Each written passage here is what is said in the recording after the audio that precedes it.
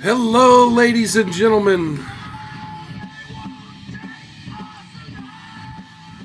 Ladies and gentlemen, feds and degenerates, people of all ages, welcome. This is Mild's Culture Plate, Wednesday, May 10th, 2023. I am your host, Mild Kevin Miles, and today we've got a mishmash of all kinds of interesting stories and propaganda, just a hodgepodge of just conservative media gobbledygook just happening everywhere in the conservative space. Let me come over here and look at my settings just real quick because I was a little late. I didn't have my settings right.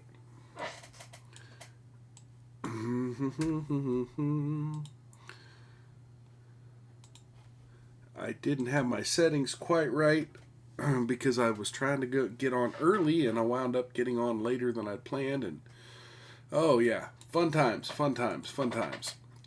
So yeah, we have a whole little stack of news stories. To be honest, I don't know how in depth I'm going to be able to get into any of them because, quite frankly, they're all pretty straightforward. Tonight's whiskey is going to be the Four Roses Small Batch Select. And as always, anytime someone comes, anytime someone comes into the chat, says hello or has a good take, I'm going to go ahead and give them a little toast and take a nice big swig of this whiskey because that's what we do here on Mild's Culture Plate. So if you're out there, feel free to say hi and I'll give you a toast and we'll get this party rolling. So you may be asking, why is Mild going on early tonight? Well, because there are a lot of other streamers going on early tonight because there is a town hall. CNN is doing a town hall with President Donald Trump. Should be an interesting, there should be interesting moments in that. And a lot of people are interested in it. A lot of people are wanting to watch it. I know Steven Crowder is going to do like a react stream on Rumble. So, I encourage everybody, if you want to watch something like that, go right ahead. But because that's airing tonight, a lot of other people are moving their stream up, so I decided I'd move my stream up by 30 minutes to try to accommodate anyone who may wander in here that may want to watch somebody else's stuff. Gonna go ahead and give a toast to Colt Reynolds in the chat. He says, "Sup, Maine? Hey, how's it going?" All right. So I'm gonna go ahead and start off with our first story, and this one comes from Bounding Into Comics.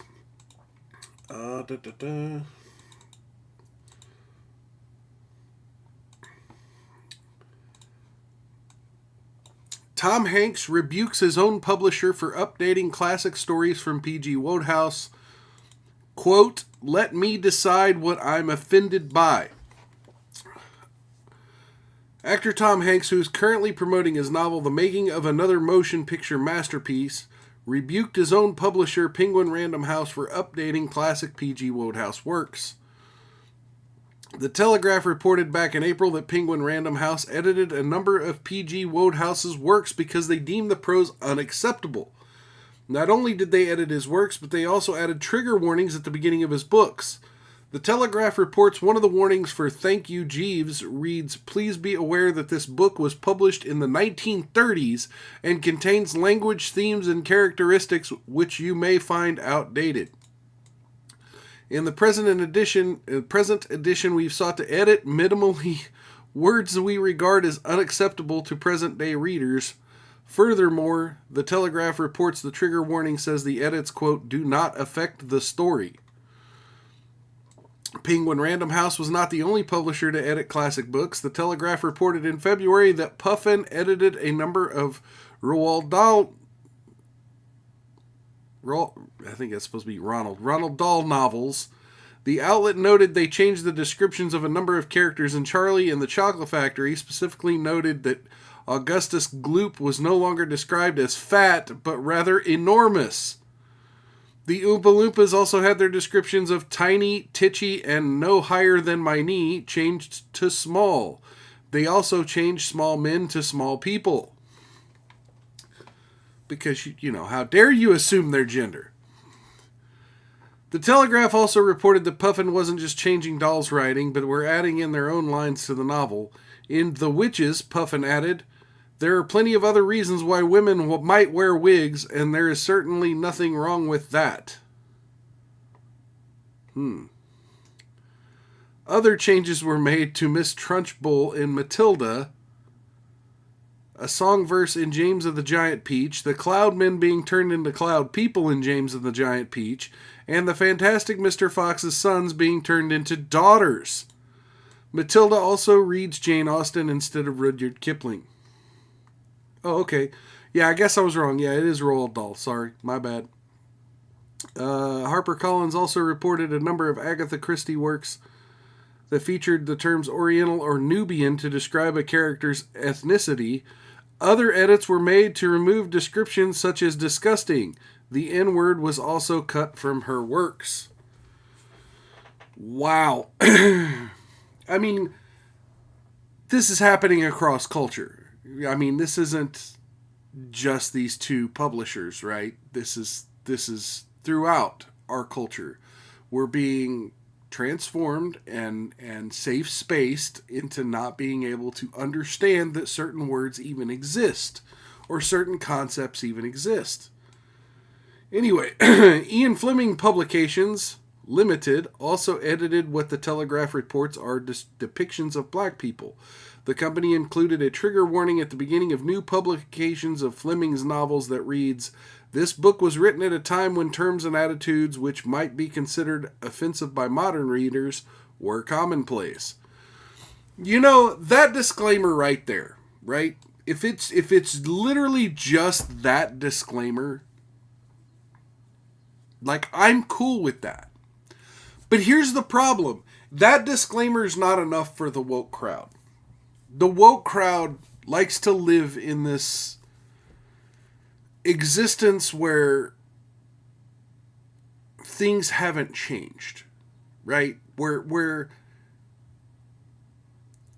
what's socially unacceptable now should have been so socially unacceptable back then that we cannot admire any kind of work of art or any kind of understanding or any kind of notion that reality was in such a way where these things were ever acceptable.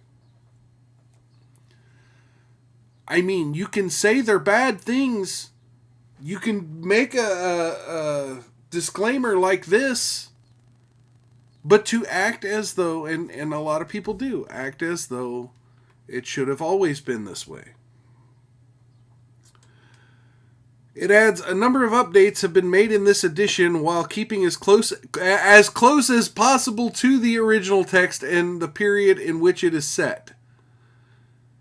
Now, if I were to open up a book that flat out tells me we changed this book, that this isn't the book you're wanting to read, like, as close as possible to the original text, give me the original text. Anyway, then look, let me be honest here. This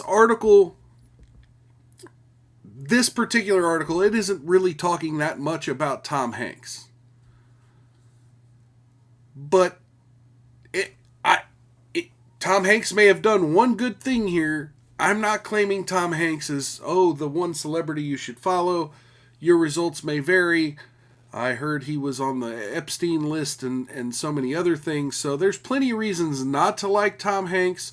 But, you know, at some point, even people within the inner circle of the inner circle see what's going on and have their own opinions on it. Hanks reacted to this trend, telling BBC, "I'm of the opinion that we're all grown-ups here. Let's have faith in our own sensibilities as opposed to having somebody decide what we may or may not be offended by. He added, let me decide what I am offended by and what I'm not offended by. I would be against reading any book from any era that says abridged due to modern sensitivities. So, I mean, this is it right here. This is going to be the downfall of Tom Hanks. You're going to see him come out in the next few days, just like we just covered on the last show, with Paul Stanley, the lead singer of Kiss, saying, oh, yeah, I guess I didn't mean to say all that. Things came out wrong or whatever. You're going to see the same thing happen here with Tom Hanks. Because this right here, the specifically the part, the what I'm not offended by, because people, watch, you're going to see people say, well, are you not offended by it?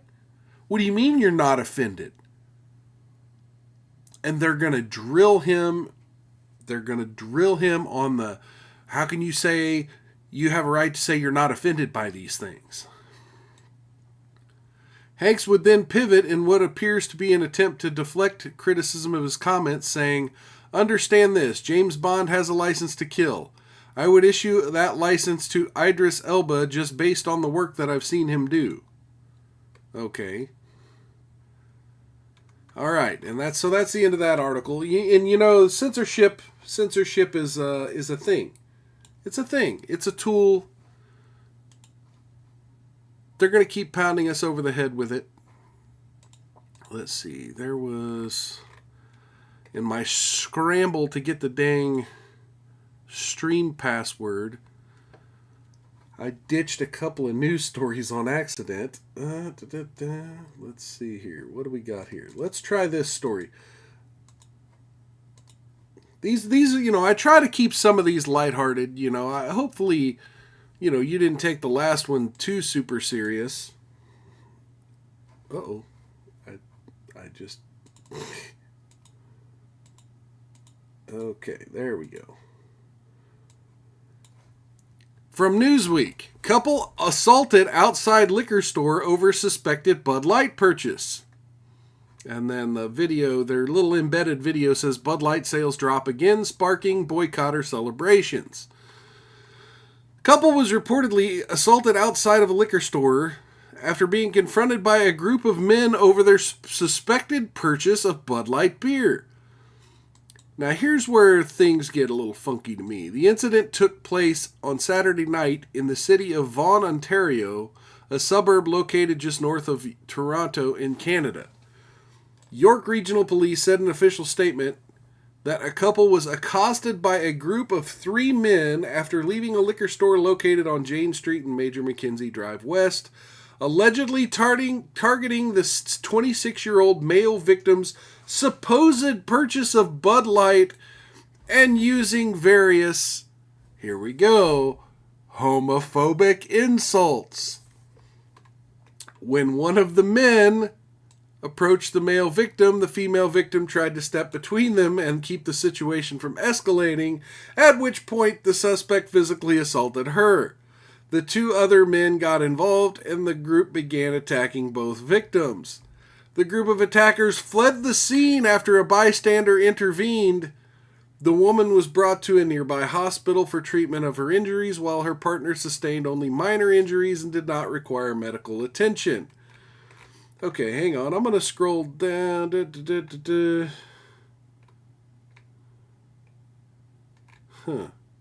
Okay. Okay, and this next whole paragraph's just reminding you that Bud Light is gay.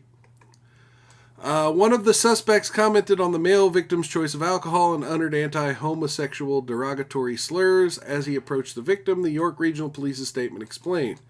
Police also noted later that victims had not even purchased Bud Light that night, but rather a different, unspecified... Obviously, it's not Bud Light's fault. It wasn't even Bud Light. It wasn't. He wasn't even gay. He didn't even actually have Bud Light, a spokesman for the department told Global News.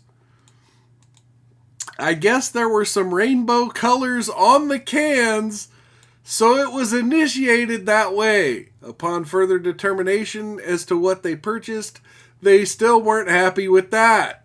Let's just put it that way, and the insults continued. Wow. So again, like you were attacked because you were buying rainbow stuff. I mean, okay. So I guess here's the suspect in a tweet here. Help us identify this suspect and 2 others sought outside a possibly hate-motivated assault that occurred outside a liquor store around 8:30 p.m. Now, wait a minute. This obviously, I don't know, maybe it is 8:30 p.m. It looks like pretty bright daylight for 8:30 and, anyway. A photo of one of the attackers was released on Twitter in a bid to solicit public help by identifying them. He is described as a 25 to 35-year-old man with a slim build, buzz-cut hairdo, a tattoo on his jawline, and more tattoos on his hands. Yes, Colt Reynolds in the chat says, yes, it was probably still a Transhauser-Butch product. Yes. You know, that's the thing. It doesn't matter if it's Bud Light or not. You still had rainbows on the cans and got targeted for it. Like, that's still a thing. And, you know, I'm not saying... Look, this is more of the same old, you know, gay bashing that was happening in the 80s that is now socially unacceptable.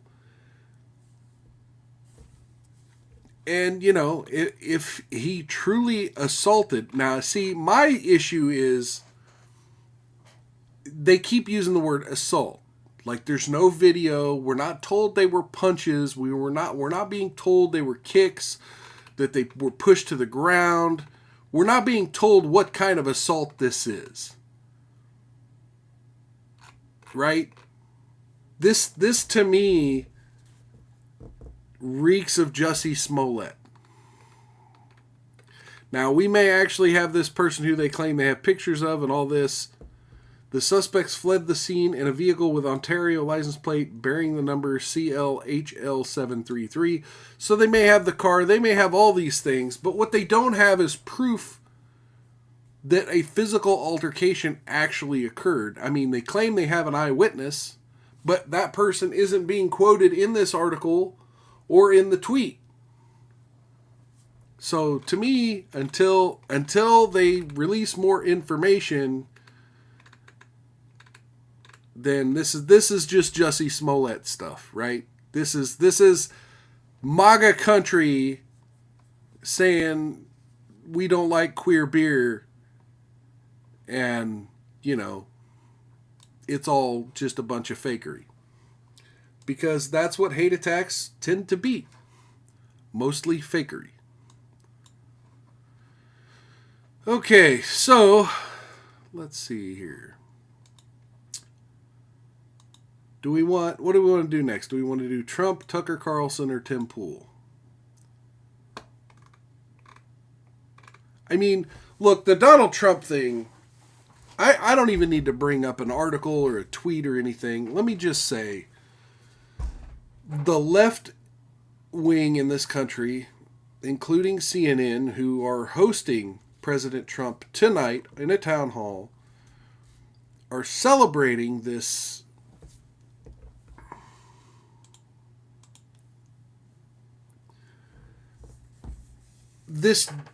court victory over Donald Trump. And I keep seeing tweets and comments and people sputtering online and even news headlines claiming Trump is guilty. That's why I put it down in the video title. Trump is guilty. Guilty, guilty, guilty. Well, that's not necessarily how civil court works. Like, you're not found guilty, you're found liable, right? So, you know, innocent and guilt is for a criminal act. And that's why they're doing this. They're doing this to confuse the two. Oh, he's guilty of rape. And then, you know, the normie who doesn't read the news might just assume, oh, well, that means Trump's going to jail. He was found guilty of rape. No, he was found liable for sexual misconduct, I believe it was.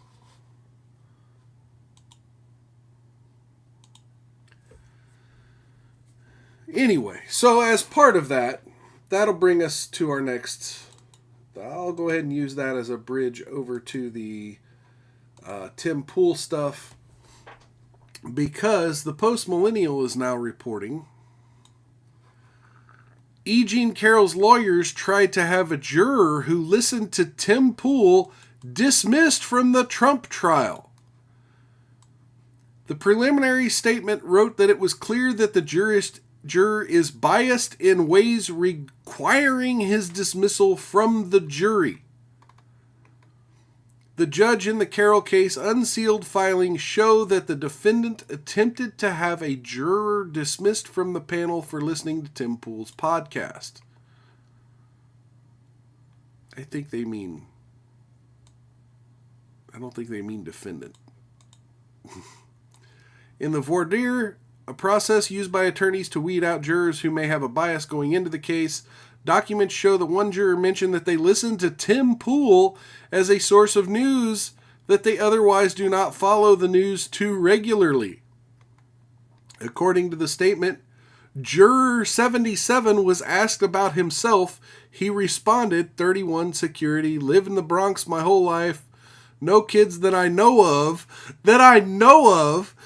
Oh, that's great. News basically I tend to avoid, but every now and then podcast, mainly independent like Tim Pool or some other people like that. Any questions? The original transcript wrote Pool's name as Temple, before it was corrected. The preliminary statement wrote that it was clear the juror is biased in ways requiring his dismissal from the jury. This inference of bias arises in part from the fact that juror number 77 has only a single choice of news source, an extreme right-wing podcaster who consistently, aggressively, and unreservedly espouses highly prejudicial views on social and political issues directly implicated by this case. Juror 77 otherwise obtains his news only through sources like that podcast and does so pursuant to an algorithm notorious for promoting extreme content.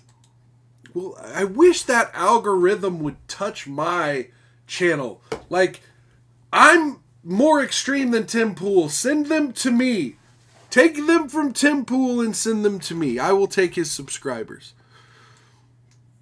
No person capable, and I will admit to my bias. Tim Pool says he's a centrist, and quite frankly, I think he is too. But send them to me. I'm far right.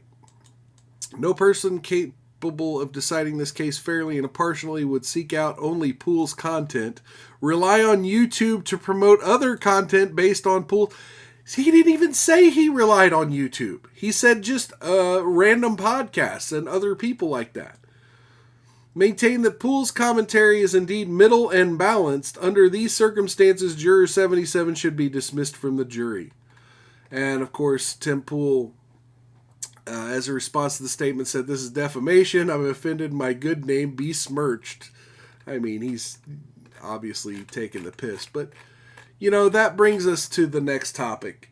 And that's this whole spat between the BBC and Tim Pool. If you haven't seen it, I'm not going to bring this one up. I don't know, maybe I should. But there has been some disagreement or conflicting information about the shooter from Texas on Saturday, the Allen, Texas mall shooter. There has been some confusing information coming out about this individual's identity. Now, early reports, the first few days, it was understood that this individual, let's see, I forget the name they use now, but he was, It listed him as white. He had a very Hispanic name, and I'm having a brain fart now.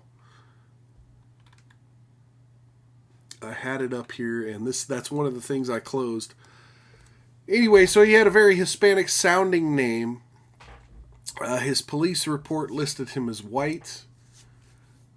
Since then, the BBC and other news sources claim that they have found a social media account on a Russian website that has him with white supremacist tattoos and patches and all of this, and that he's a white supremacist.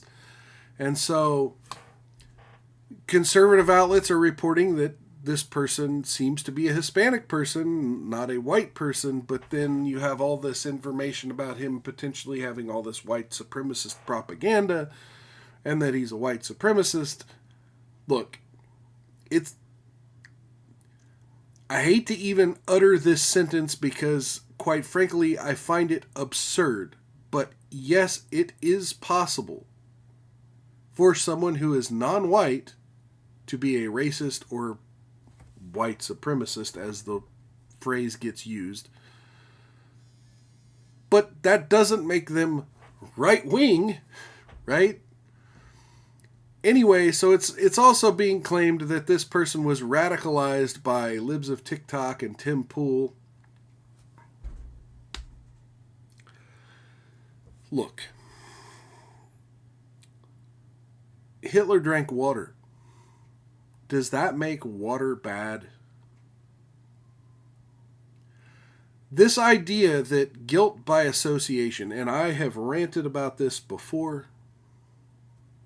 I've been ranting about it half my life politically. Ever since I was part of an activist group in the state of Missouri that tried to get the Missouri Highway Patrol to stop documenting their citizens as militia extremists based on political literature. Like, I've been part of this fight for over a decade. This idea that guilt by association can just be brought up with any little thing. Any little thing you might have in common with this person who did bad thing.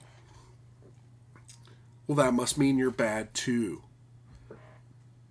Oh my God, you follow Libs of TikTok on Twitter. You're just like that mass shooter guy. All of this is meant to get you to be shy about your political affiliation, your association, and your participation in the political process. It's supposed to keep you from exercising your First Amendment right to speak. It's meant to make Tim Pool shy away from the fact that, yeah, he may talk about some conservative value issues from time to time. Oh, because the white supremacist guy. You know, I go back to when Ron Paul was running for president back in 2007. There was a news report where they were talking about the Bunny Ranch in Nevada and said, look, the Bunny Ranch, these prostitutes are rallying a fundraiser for presidential candidate Ron Paul. And they're like, Dr. Paul, do you accept the support of prostitutes? And he goes, look, I don't partake, but freedom is popular with everyone. Even hateful racists, even the worst people, fucking gutter garbage human, they're gonna like things that are good. You know, this isn't some monster movie where all the bad people are eating cockroaches and drinking swamp water, you know. No.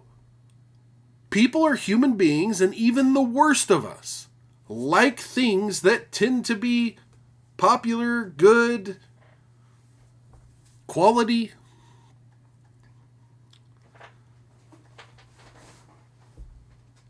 So don't let our mainstream media take this idea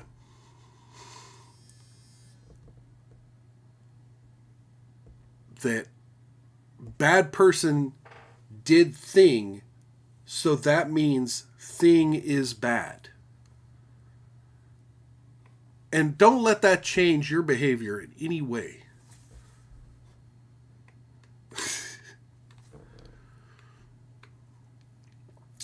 Colt Reynolds in the chat says, accept commies. Look, I'm an absolutist. I'm a free speech absolutist. I mean, if you're a commie, you're a commie. I mean, when the war pops off, it is what it is. But as of now, you have the freedom to support what you wish. Oh, they aren't people. Okay, fair enough. Fair enough. So, finally, as part of this conversation about censorship, I'm going to bring up the latest video from Tucker Carlson. Was released, I believe, yesterday or Monday. Yeah, yesterday. Going to go ahead and bring that up, because this is important to the conversation we're having about censorship and about propaganda. Hey, it's Tucker Carlson. You often hear people say the news is full of lies, but most of the time that's not exactly right. Much of what you see on television or read the New York Times is in fact true in the literal sense. It could pass one of the media's own fact checks. Lawyers would be willing to sign off on it. In fact, they may have. But that doesn't make it true. It's not true. At the most basic level, the news you consume is a lie of the stealthiest and most insidious kind. Facts have been withheld on purpose, along with proportion and perspective. You are being manipulated. Okay, and essentially what he's talking about here is the ability for our mainstream media, and some would argue our mainstream media in cooperation with our government, to politically skew any story in such a way where they are layering a narrative on top of another narrative, on top of another narrative, to craft a perfectly narrated story that eliminates the idea of true and false facts and creates an emotional good guy, bad guy, my football team, your football team, my wrestler, your wrestler, kind of, WWE wrestling match story. Because honestly, if you've ever watched professional wrestling, that's what they do. It's not just two guys in the ring, right? There's a whole psychology to it. They got to make one guy be the guy who tries to poke the other guy's eyes out, and that means he's a bad guy. He's breaking the rules. So when the media reports on stories like the one we just had on Tim Pool, they got to create the narrative of who's a good guy and who's a bad guy and what's the good position and bad position. That's the propaganda underneath the telling of a news story. And the language is carefully selected to play with your emotions. How does that work? Let's see. If I tell you that a man has been unjustly arrested for armed robbery, that is not, strictly speaking, a lie. He may have been framed. At this point, there's been no trial, so no one can really say. But if I don't mention the fact that the same man has been arrested for the same crime 6 times before, am I really informing you? No, I'm not. I'm misleading you. And that's what the news media are doing in every story that matters, every day of the week, every week of the year. What's it like to work in a system like that? Okay, so I don't know what it's like to work in a system like that, but I've definitely been on the other end of some of those news stories. And quite frankly, again, the absurdity of the language is the important part to me, because it there was a classic bit from comedian George Carlin where he talked about, using two words to mean, the same thing. And he talked about, the difference between a rebel and a freedom fighter, or a terrorist and a freedom fighter, rather. Well, it's just all perspective. And they carefully select those words to drive you toward a certain perspective. And so now we're going to hear Tucker Carlson say a little bit about what it was like to suffer this at Fox News. More than 30 years in the middle of it, we could tell you stories. The best you can hope for in the news business at this point is the freedom to tell the fullest truth that you can. But there are always limits. And you know that if you bump up against those limits often enough, you will be fired for it. That's not a guess, it's guaranteed. I mean, look, every major media network right now, including those book publishers we were talking about earlier in the show that Tom Hanks was criticizing, they are all participants in the ESG system. They are all required to sway a narrative. Every person who works in English language media understands that. The rule of what you can't say defines everything. It's filthy, really, and it's utterly corrupting. You can't have a free society if people aren't allowed to say what they think is true. There you go. What they think is true. That's the important part. Look, the First Amendment is quite clear. It's the freedom of speech, of the press, of religion. And I would argue that the religion clause has been vastly misinterpreted by our Supreme Court. And that it shouldn't be limited to just the spiritual realm, but it should have to do with beliefs, genuine beliefs. And honestly, I think conspiracy theories are built into the idea of a belief structure, built into the idea of religion. And I would offer the same courtesy to those on the other end of the political spectrum from me. If you think white supremacy is a boogeyman that you think you need to fight, if that's part of your belief structure, then it's not just a political belief. It's part of your core belief about the greater world around you, about the greater universe. You're allowed to believe that, in my opinion, under the First Amendment. Now, I think those things should be open for debate. But the core of the First Amendment, to me, is the right to be wrong.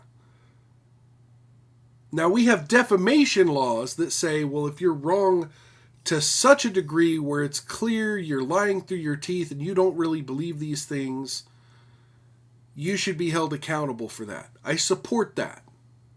But what happened to Alex Jones, they never proved he didn't really believe what he said about Sandy Hook during the short time period he was saying those things before he started apologizing. He was found in default. Believing that what you're saying is the truth should be a defense, should be widely acceptable in our society. People run their mouth all the time. You have Gorlock the Destroyer going on the Whatever podcast, all 500 pounds of he/she, going on the Whatever podcast saying, I believe I'm a 10. Nobody will date me, but I believe I'm a 10. Now, I think she's being disingenuous, but she has a right to believe that and say that if she thinks it's true. Speech is the fundamental prerequisite for democracy. That's why it's enshrined in the first of our constitutional amendments. Amazingly, as of tonight, there aren't many... I hate that he had to bring up democracy. Democracy is simply people involved in the process. Big D democracy is mob rule. We don't have that here. We have a representational republic where we elect politicians who are supposed to aggregate what their district believes is the right way to vote. Platforms left that allow free speech. The last big one remaining in the world, the only one, is Twitter. Okay, so this is where we part ways here. For one, yes, Twitter is a better speech platform than it used to be. Twitter is a better speech platform than many of your other mainstream social media networks right now. Twitter is not a free speech platform. And as much as I appreciate what Elon Musk, and let me go ahead and give a toast to Elon Musk and to Tucker Carlson, because he's about to make an announcement here in this video that, cheers to success of this.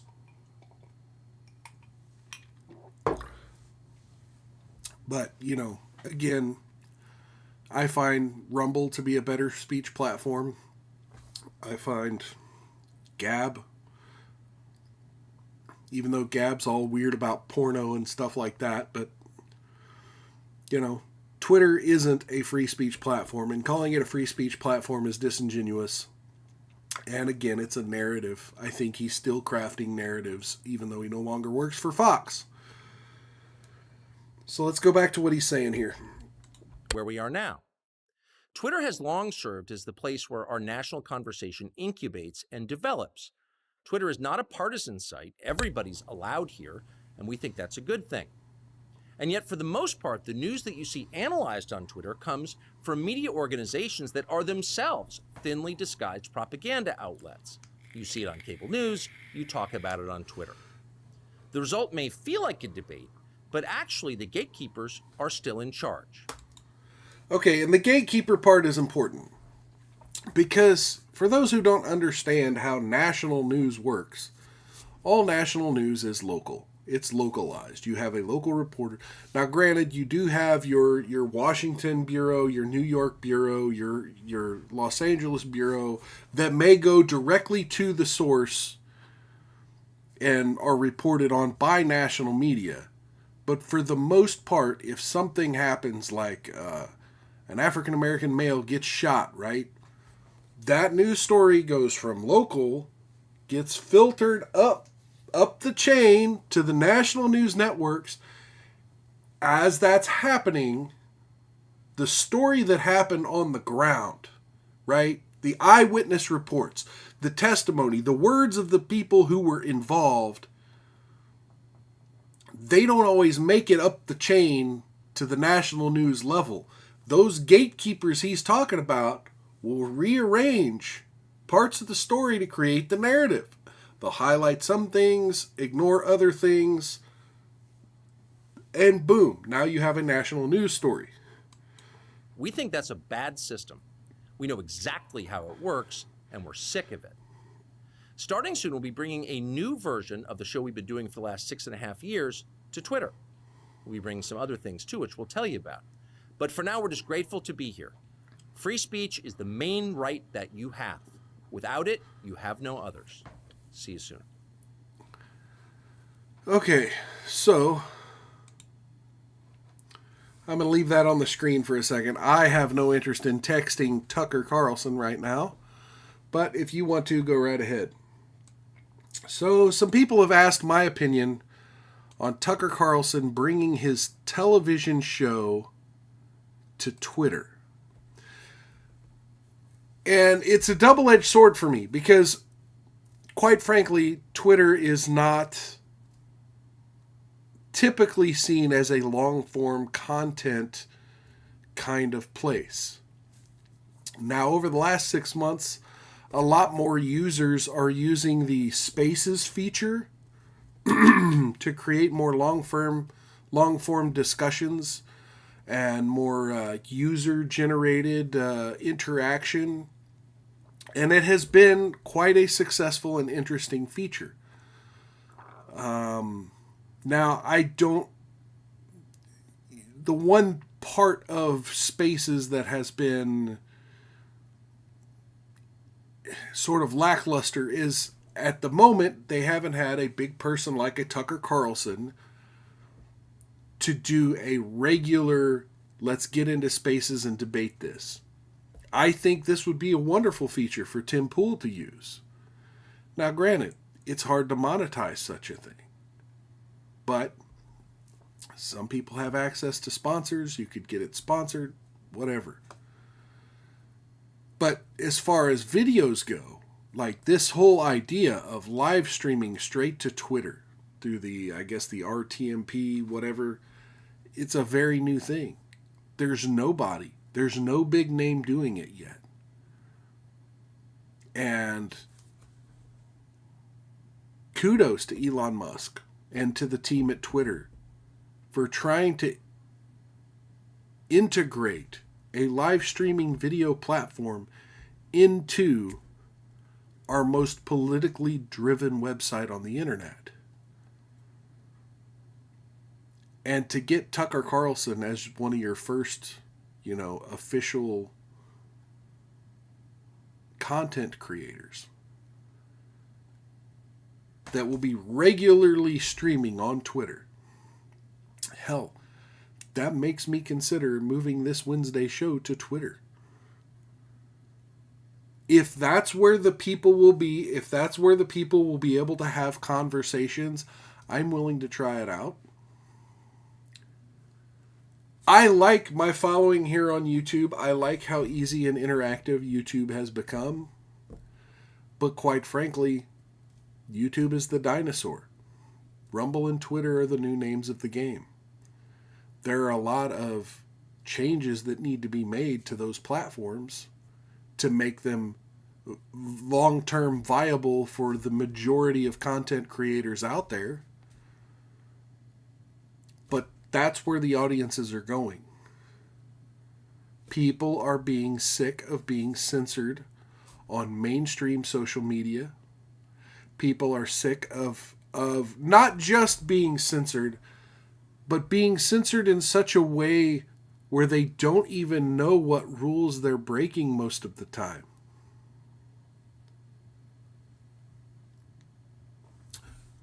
Because they're expected to follow the narrative, the mainstream narrative, the same narrative being pushed by the same mainstream outlets. I'm not on YouTube right now to be the same bullcrap that you're going to hear from Fox News, CNN, MSNBC, your local CBS affiliate. I'm not here to be that. I'm here to interact with people. I'm here to be part of a movement of people who were involved on the ground level and understand what it takes to change a nation. I'm here to be the counter to the narrative, and it seems like Tucker Carlson is interested in being that as well. And you can't be that if you're being hidden by algorithms, if you're being shadow banned on major platforms,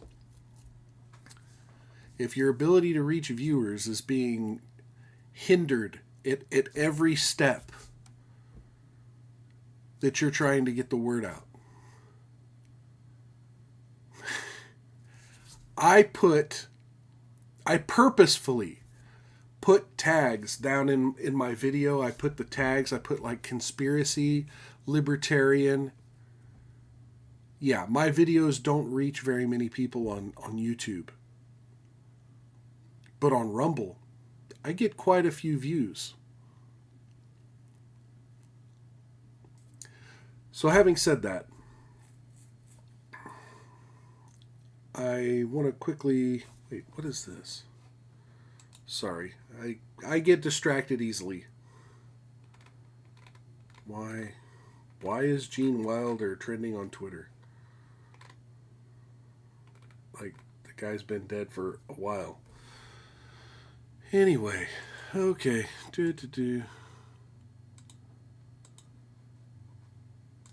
Let's see what else is trending while we're at it. Because, quite frankly, the censorship conversation, I'm only going to tell you the obvious milquetoast fucking shit, because We're all sick of it. We're all sick of it. Like, my take is not a hot take. I wish I had a hot take, but the only take one could have is, this isn't freedom. Oh, look, the Great Reset is trending.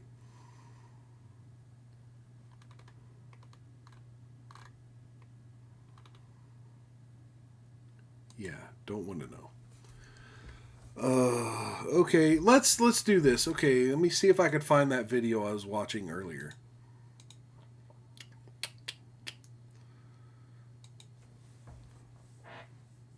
Let's see.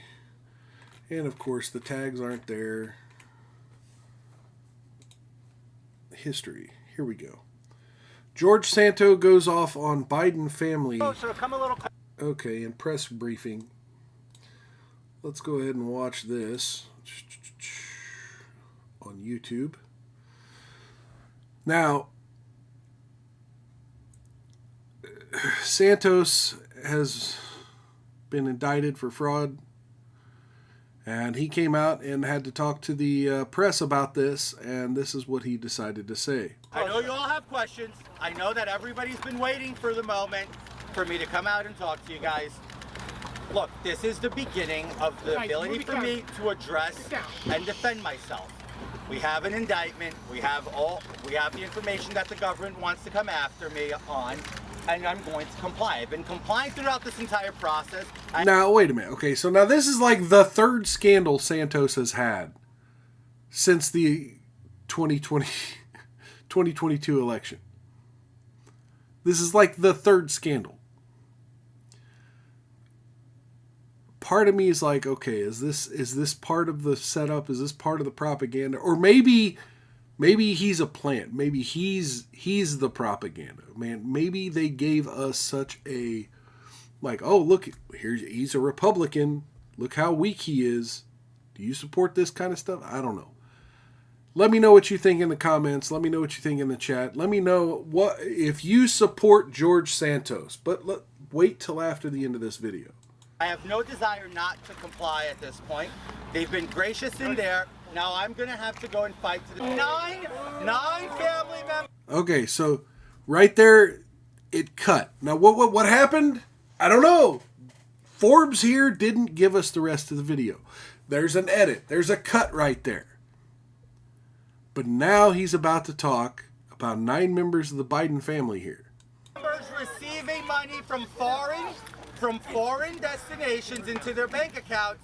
It's been years of exposing. A lot of you here have reported on them, and yet no investigation is launched into them. I'm going to fight. About you, not anyone else. I'm getting back to that. I'm going to fight my battle. I'm going to deliver. I'm going to fight the witch hunt. I'm going to take care of clearing my name, and I look forward to doing that.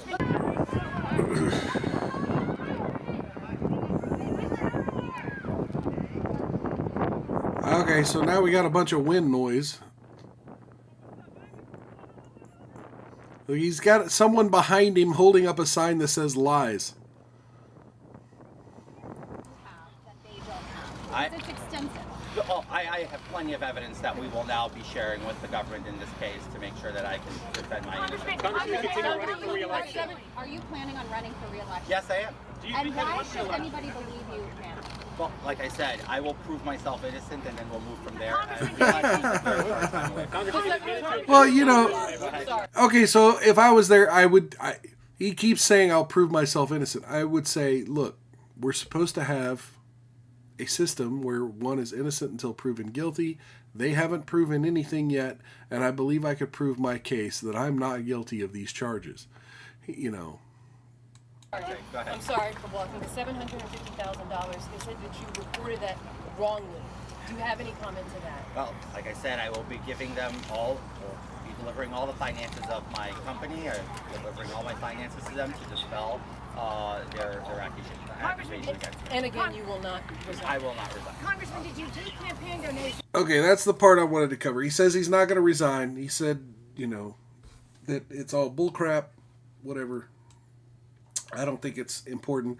But I do like that he is one of many Republicans still speaking out about the fact that the Biden family is not being investigated for the money they have received from foreign assets. It is what it is. Anyway, so we're winding down to the last 4 minutes of the show here. And I just want to say thank you for stopping by. Whoever's watching this on demand, thank you for stopping by. It's important. It's important.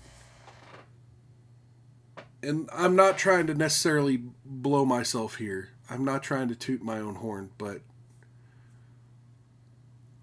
I follow a lot of large creators on YouTube, and I follow a few smaller ones. And it's important when you have a conversation with somebody and you know that they try to speak the truth, even if they're edgy, even if they're a little autistic. If they try to speak the truth, it's important to at least hear them out. Try to support them in any way you can, even if that's just clicking the thumbs up button, like on this video or any of my other videos. Because that's important work. It's important that Tucker Carlson isn't the only voice. It's important that Tim Pool isn't the only voice. It's important that eventually, like, for me, there's only so many hours in a week. So I can't watch Nick Rekieta, Dan Bongino, Steven Crowder, Viva Frey and Robert Barnes. I can't watch all of these shows in a whole week and then still have time to watch Marvel movies, to read my comic books, and watch a bunch of people who are smaller names in the podcasting world. But it's important that I would ask you to seek out smaller channels, just one or two of them a week, and just watch 1 hour a week on some channel you never heard of. If you're in a forum or a chat, or you're scrolling through Twitter and you see a podcast that you haven't seen before, just bookmark it and then devote 1 hour a week, 1 hour a week to just checking out something new. Because we don't want echo chambers. And again, listening to the same 5 people is how you get an echo chamber. Not, only listening to national mainstream sources is how you wind up with yet another mainstream media.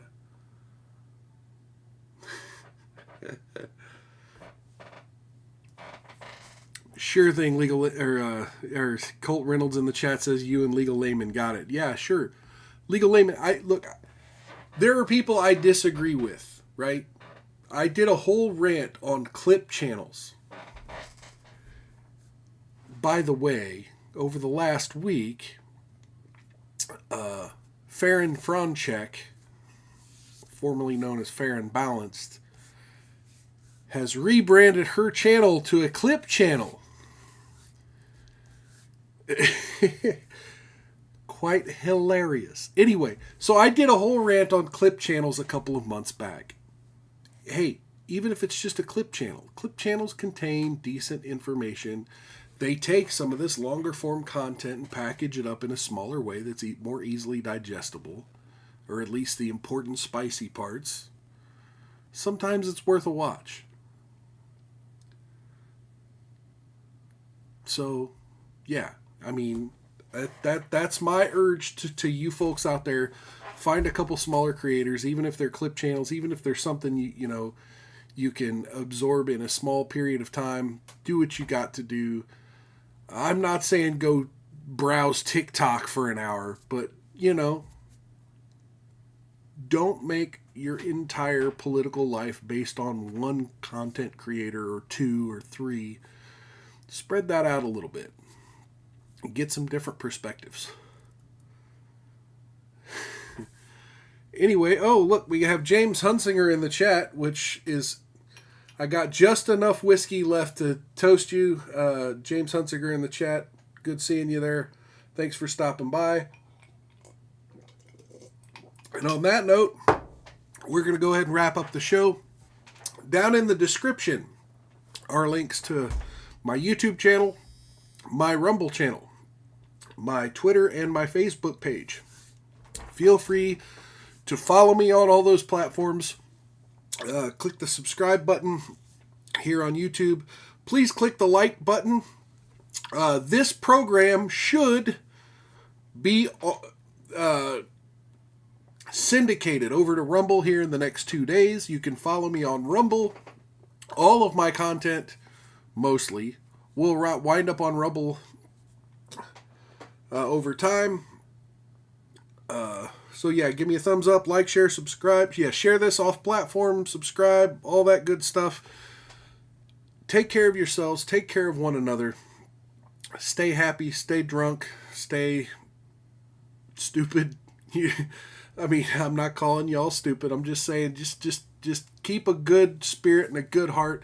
Take care of yourselves. Take care of each other. Don't get any on you. And if you do, rub that shit in real good. See you next time here on Miles Culture Plate. Take care.